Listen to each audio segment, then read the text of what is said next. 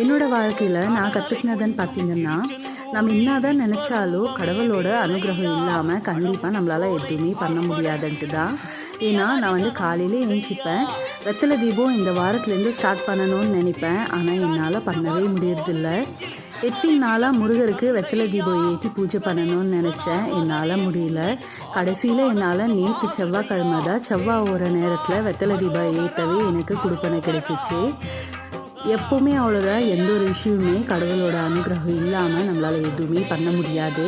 போற நேரம்னு பார்த்தீங்கன்னா, காலையில வந்து 6 மணிலேருந்து 7 மணி வரைக்கும், மதியம் 1 மணிலேருந்து 2 மணி, அதுக்கப்புறமா ராத்திரின்னு பார்த்தீங்கன்னா 8 மணிலேருந்து 9 மணி. இந்த ஓர நேரத்தில நம்ம வந்து பூஜை பண்ணா ரொம்ப நல்லது. நான் வந்து காலையில 6 மணிலேருந்து 7 மணி ஓர நேரத்தில தான் பண்ணியிருந்தேன். வெத்தலைய 6 வெத்தல வச்சு, அதுக்கப்புறமா நெய் விளக்கு ஏத்தி தான் பூஜை பண்ணியிருந்தேன். செவ்வாய்க்கிழமைன்றதுனால சாம்பிராணி எல்லாமே ஏத்தி பூஜை